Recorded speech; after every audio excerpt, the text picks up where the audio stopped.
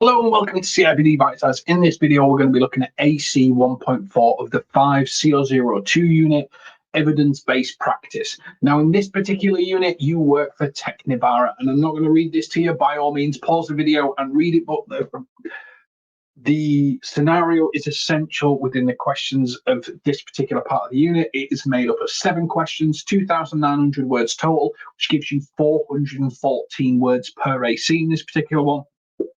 So you have to refer to the scenario within this response. So please make sure you understand this scenario and you've got yourself in the mindset. You work for Technivara in this particular company. You work for Technivara. You're a people practice advisor and you're the analytics person because the HR people practice team manager doesn't know what's going on. Technivara. Okay, now let's go on the question. Explain. That's your verb. You have to respond to the verb to be able to pass the question. 2 decision-making processes that Technivara could apply to ensure effective outcomes are achieved. Relatively should be quite a simple question. You think Technivara are currently using a lot of paper-based stuff.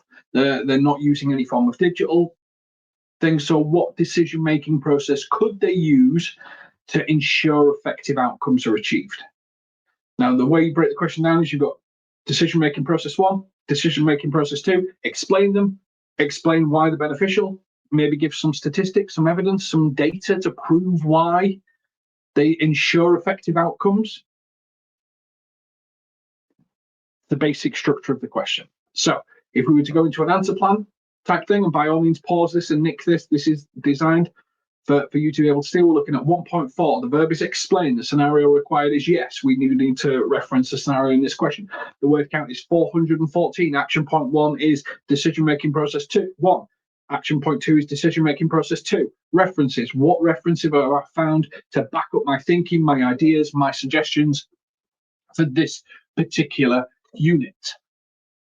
Design it, build it out, structure out your response. That's what you're looking to do. Here is an example of an answer plan filled in.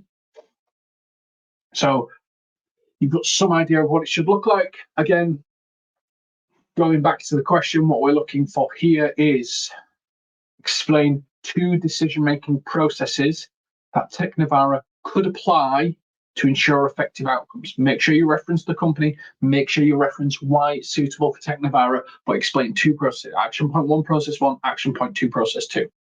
As always, we've got some recommended reading to help you. People Management Magazine, How to Transform Your Decision Making. CIPD, Keeping Intuition in Check. Evidence-based practice, not just you've got intuition, but you need to check it.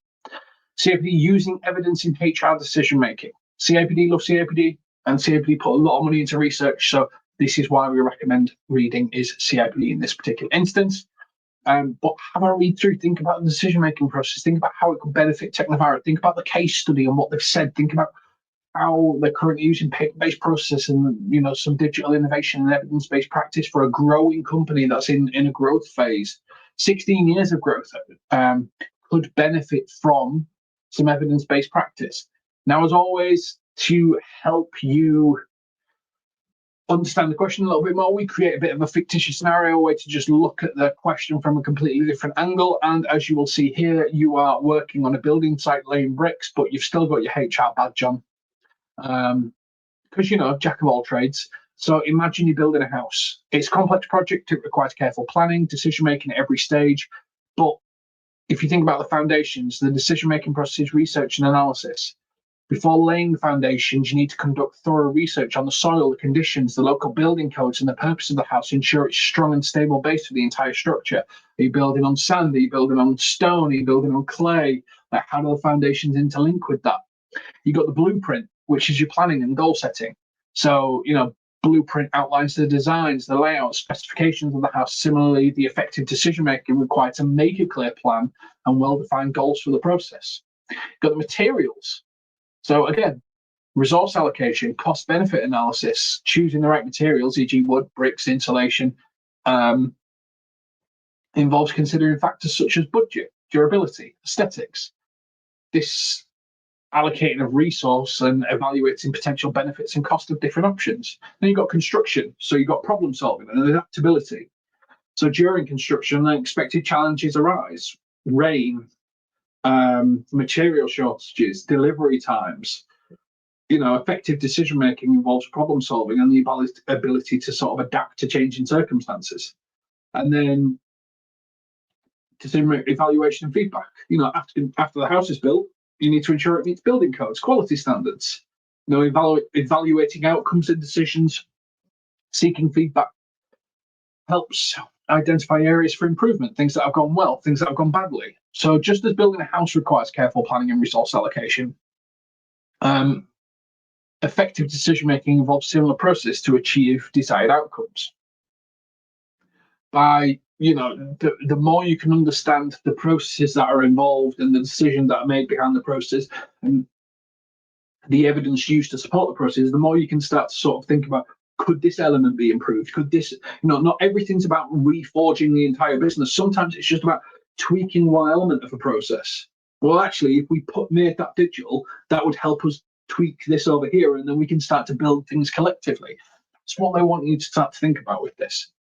Start to think about how you can sort of build decision-making processes that enable you to do cost-benefit analysis, how you can plan and goal set, how you can problem solve and adaptability, how you can track data and outcomes to be able to sort of be informed about future decisions. Now, remember, you do need references and citations for this. So as I always say with these units, prove it, prove it, prove it.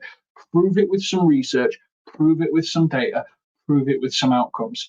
Because you probably know the answer to some of these questions in your head before you start. Decision-making processes, we do this, we do this, we do this. But why do you do it, and what is the benefit of it? That's what you need to be successful in this particular question. Absolutely best of luck. I'm sure you'll do great, and we'll catch you on the next one. Take care.